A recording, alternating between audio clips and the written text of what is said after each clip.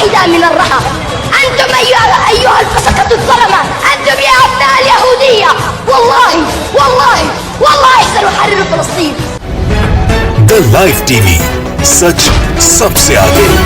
हम अपनी ज़मीन का एक ज़र्रा भी नहीं देंगे। हम अपने दुश्मन यहूदियों के आगे घुटने नहीं टेकेंगे। फ़लस्तीन अपने हक़ की सभी ज़मीनें हासिल करके रहेगा और इंशाअल्लाह मस्जिद अल अक्सा जल्द ही इन ज़ायनियों की क़ैद से आज़ाद होगी और हम वहाँ शुक्राने की नमाज अदा करेंगे। ये छोटी सी बच्ची, ये छोटी सी फ़लस्तीनी बच्ची अरबी भाषा में इज़राइल को यही चेतावनी दे रही थी। वो अपने दिल की बात कह रही थी एक माइक आईडी पर, एक चैनल के, और वो इज़राइली ज़ालिमों को ये चेतावनी दे रही थी कि इज़राइल जल्द ही अपने अंजाम को पहुंच जाएगा, क्योंकि अब उसकी जुल्म की इंतहा हो चुकी है और अब ये जुल्म नेस्तो नाबूद होने वाला है। दोस्तों, फ़लस्तीन ने इज़राइल के होश ठिकाने लगा दिए हैं।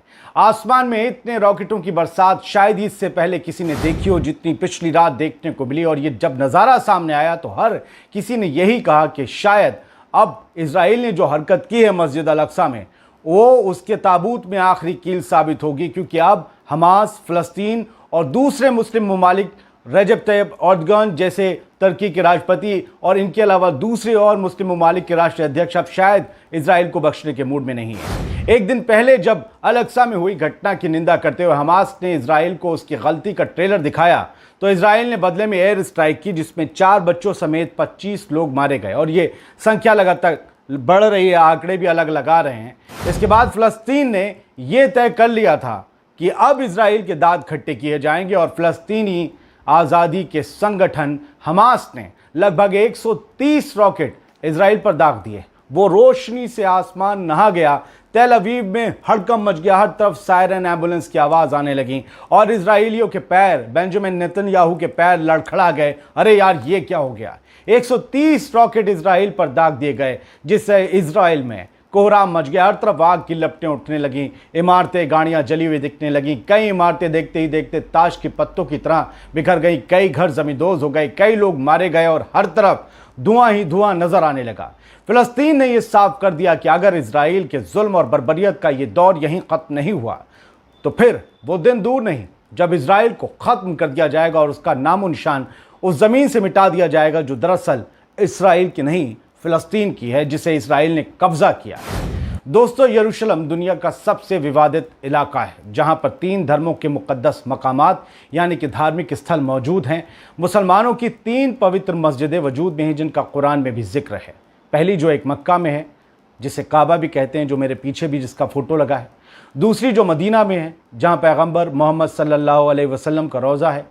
और तीसरी क़िबला अव्वल, जिसके तरफ रुख करके आज क़िबले की तरफ, काबा की तरफ, मक्का की तरफ रुख करके तमाम मुसलमान नमाज़ पढ़ते हैं। सबसे पहले क़िबला अव्वल, जिसे मस्जिद अक्सा कहा जाता है, जो यरूशलेम में जिसके पीछे सारा बवाल है, उसकी तरफ मुसलमान रुख करके नमाज़ पढ़ते थे सबसे पहले। तो सोचिए उसकी अहमियत क्या है मुसलमानों के लिए। कोई आम मस्जिद नहीं है मस्जिद अक्सा। उसी क़िबला अव्वल यानी मस्जिद अल अक्सा पर कब्ज़ा कर इज़राइल जैसी शैतानी ताकत उसे ज़मींदोज़ कर देना चाहती है और वहाँ पर 3rd टेम्पल का निर्माण करना चाहती है। 3 रात पहले मस्जिद अल अक्सा में जब फ़लस्तीनियों ने रमज़ान के महीने में तरावी की नमाज़ पढ़ना शुरू की, तब इज़राइली फोर्सेस ने उन पर हमला बोल दिया, हथगोले फेंके और रबड़ बुलेट चलाई, जिसमें कई फ़लस्तीनी घायल हो गए। इसके बाद पूरी दुनिया के मुसलमानों में उबाल आ गया कि कोई भी ये बर्दाश्त नहीं कर सकता है कि 3 मुक़द्दस मकामात जो मुसलमानों के हैं, उनमें से किसी एक पर कोई दुश्मन ऐसे हमला करे कि हथगोले फेंके, आग लगा दे और उसे एंजॉय किया जाए, उसे एंजॉय किया जाए।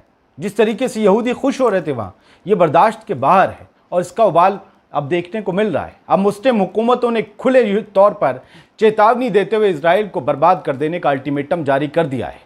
इसमें तुर्की, ईरान के अलावा कई और ममालिक शामिल हैं, जिन्होंने कह दिया है कि अगर इज़राइल ने अपनी हैवानियत नहीं छोड़ी तो फिर उसका बाप भी उसे बचा नहीं पाएगा। यानी बाप का इशारा किस तरफ है आप समझ सकते हैं, जिसकी वजह से इज़राइल अभी तक बचता आया है। मुस्लिम देशों से समर्थन मिलते ही फ़लस्तीन के हौसले बुलंद हो गए और जवाबी कार्रवाई में उसने इज़राइल पर मिसाइलों की, रॉकेटों की बौछार कर दी, जिसके बाद उथल पुथल मच गई इज़राइल में और इज़राइल के चाहने वालों में। यहाँ तक कि तेल अवीव से लेकर अमेरिका तक में उथल पुथल मच गई कि यार ये क्या हो गया। ऐसी ताकत क्या इसके पीछे ईरान है? क्या इसके पीछे रूस है? क्या इसके पीछे तुर्की है? तमाम तरह के सवाल फिजाओं में गूंजने लगे, लेकिन इजराइल के बुरे हाल हो चुके हैं। इजराइल के कई इलाके इस मिसाइल अटैक में तबाह हो गए। 130 मिसाइल डिफेंस सिस्टम है इजराइल के पास, एयर डिफेंस सिस्टम, लेकिन काम नहीं आ पाया।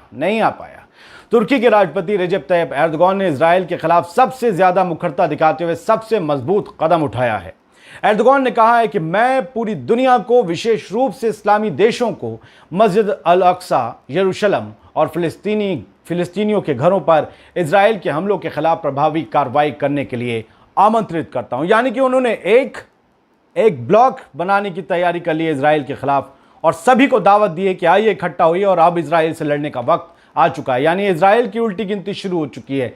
जो वो भूलता था अमेरिका के दम पर, जो चाहे करता था जुल्म और बर्बरियत, वो अब नहीं चलेगी। एर्दोगान ने एक नक्शा भी दिखाया जिसमें दिखाया कि 47 के पहले जो ज़मीन फ़लस्तीन के पास थी, आज उस पर कब्ज़ा कर लिया है इजराइल ने। और कितना सा फ़लस्तीन बचा है? जो इजराइल का हिस्सा था उससे भी कम फ़लस्तीन बचा है। क्या बचा है? क्या है? गाज़ा पट्टी, वेस्ट बैंक, और इसके अलावा सब कुछ कब्जा लिया है इजराइल ने फ़लस्तीन का। और दुनिया ने आज तक इस मुल्क को मान्यता नहीं दी है। ये इजराइल कोई मुल्क नहीं है, एक अवैध बस्ती है और एक अवैध गुंडों की बस्ती है ये, जो टेक्नोलॉजी में आ गई, जिससे लोग अपने व्यापार करते हैं, लेकिन किसी मुल्क के तौर पर इसे यूएन में या कहीं भी मान्यता नहीं है। उसके बावजूद उसकी ये हरकतें हैं। समझ में नहीं आता है कैसे बचता है ये मुल्क। देख रहे होंगे सोशल मीडिया पर हमारे वीडियो में कि किस तरीके से ये जो मिसाइल और रॉकेट अटैक किया गया उससे इजराइल के पांव उखड़ गए हैं। तुर्की के राष्ट्रपति रेजेप तैयब एर्दोगान ने सोमवार देर रात जॉर्डन के किंग अब्दुल्ला द्वितीय और कुवैत के अमीर शेख नवाफ अल अहमद अल सबा के साथ अलग अलग फ़ोन पर बात की। जानकारी मिली कि इसमें सब इजराइल के खिलाफ एक साथ बैठने को या खड़े होने को तैयार हैं। उनकी बातचीत मस्जिद अल अक्सा और फिलिस्तीनियों को लेकर हुई। तुर्की संचार निदेशालय ने एक बयान भी जारी किया। इस बयान के मुताबिक तीनों नेताओं ने फिलिस्तीनियों और अल अक्सा मस्जिद पर चल रहे इजरायली हमलों पर चर्चा की और यह चर्चा बेहद सीरियस मोड पे हुई। एर्दोगान ने किंग अब्दुल्ला द्वितीय के साथ अपने आह्वान के दौरान कहा कि सभी मुसलमान वास्तव में यरूशलेम, अल अक्सा मस्जिद और फिलिस्तीनियों पर इजराइल के अमानवीय हमलों से दुखी हैं और इस वक्त में वो इस इजराइल जैसे शैतान के खिलाफ खड़े हैं, क्योंकि रमज़ान के महीनों में तरावी के दौरान मुसलमानों पर अटैक करना इस तरीके से, वो भी उनकी हक की जगह पर, उनकी मस्जिद अल अक्सा के अंदर, ये बर्बरियत है और ये अमानवीयता है। ऐसा कोई शैतान ही कर सकता है और इजराइल को शैतान यूं ही नहीं कहा जाता। एर्दोगान ने इजराइल के नीच हमलों को, उन्होंने इन हमलों को नीच करार दिया। नीच हमलों को रोकने के लिए एक साथ काम करने के महत्व पर प्रकाश भी डाला। पिछले हफ्ते से पूर्वी यरूशलेम के शेख जर्राह पड़ोस में तनाव बढ़ रहा है। शेख जर्राह एक बहुत अहम इलाका है यरूशलेम का और वो दोनों लोगों के लिए, दोनों समुदायों के लिए बड़ा अहम है। जब इजराइल की एक अदालत ने यहाँ पर फ़लस्तीनी परिवारों को बाहर निकालने का आदेश दे दिया। अब सोचिए, यहाँ जो फ़लस्तीनी रहते आ रहे हैं सैकड़ों सालों से, उन्हें निकालने का एक अदालत ने आदेश दे दिया। अदालत भी ऐसी है इजराइल की।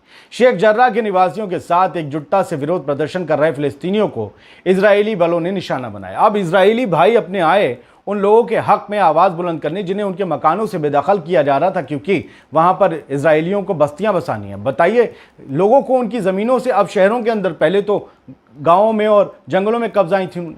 इजराइल ने 1967 के अरब इजराइल युद्ध के दौरान पूर्वी यरूशलेम पर कब्जा कर लिया था और 1980 में पूरे शहर को तहस नहस कर दिया था इजराइल ने। ऐसा शैतान है, एक ऐसा कदम जिसे अंतर्राष्ट्रीय समुदाय ने कभी मान्यता नहीं दी। और ये ऐसा एक संगठन है, देश नहीं कह रहा हूं मैं इजराइल को, बार बार, एक बहुत खूंखार संगठन है इजराइल यहूदियों का, जिसे मान्यता नहीं है दुनिया की, जो एक देश के रूप में नहीं जाना जाता। रात में जो पिछले रात हुए रॉकेट और हवाई हमलों से पहले फ़लस्तीनियों और इजरायलियों के सुरक्षा बलों के बीच घंटों झड़प होती रही। झड़प यरूशलेम की अल अक्सा मस्जिद परिसर में हुई, जिसे यहूदी और मुसलमान दोनों पवित्र मानते हैं। ये झड़प 2 दिन पहले भी हुई थी। इजराइल ने मंगलवार को हवाई हमले में गजा शहर स्थित 2 गगनचुंबी इमारतों को निशाना बनाया। वहीं हमास और अन्य सशस्त्र समूहों ने दक्षिणी इजराइल पर सैकड़ों रॉकेट दागे। आप देख सकते हैं तस्वीर। इजराइल और फिलिस्तीन दोनों तरफ से हुए इन हमलों में बच्चों समेत कुल 28 लोगों की जान चली गई। इजराइल में काम करने वाली केरल की एक महिला की भी कथित रूप से इस फिलिस्तीनी रॉकेट हमले में मौत हो गई, जबकि 152 अन्य घायल हुए हैं। यरूशलेम में हफ्तों से के तनाव के बाद ये झड़प हुई है। गजा के स्वास्थ्य अधिकारियों ने कहा कि सोमवार शाम से शुरू हुई झड़प में 10 बच्चों और एक महिला की मौत हुई, 28 फिलिस्तीनियों की भी मौत हुई है इन सब के समेत। तो वो जो यरूशलेम हमेशा बारूद के मुहाने पर रखा रहता था झगड़ों के, वो सुलग चुका है और अब इसमें दुनिया की ताकतें कूद सकती हैं और अब वो कुछ सामने आ सकता है जिसके बारे में अंदाज़ा लगाते हुए पूरी दुनिया डरती थी कि कहीं ये यरूशलेम की लड़ाई तीसरी विश्व युद्ध की बानगी ना बन जाए। जो केरल की रहने वाली हमारी महिला भारतीय मरी हैं, उनके लिए शोक संवेदनाएं हैं हम सब की। हमें दुख है उनके मारे जाने का, लेकिन हमें पता है कि जंग में हमेशा बेगुनाह लोग मारे जाते हैं। ये दो मुल्कों की जंग है, एक सैकड़ों साल पुराना झगड़ा है, लेकिन जिस तरीके से इजराइल अपनी हरकतों से बाज नहीं आता, उसकी वजह से ये सब कुछ देखने को दुनिया को बार बार मिलता है कि फ़लस्तीनी एक तरफ गुलैल और पत्थरों से लड़ते हैं और दूसरी तरफ उनके ऊपर रबड़ बुलेट्स दागी जाती हैं, ग्रेनेड्स फेंके जाते हैं।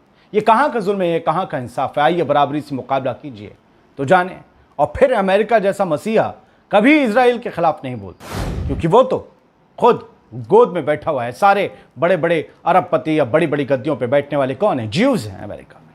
तो ये ग्लोबल पॉलिटिक्स है और ये जियो पॉलिटिक्स अब चेंज हो रही है।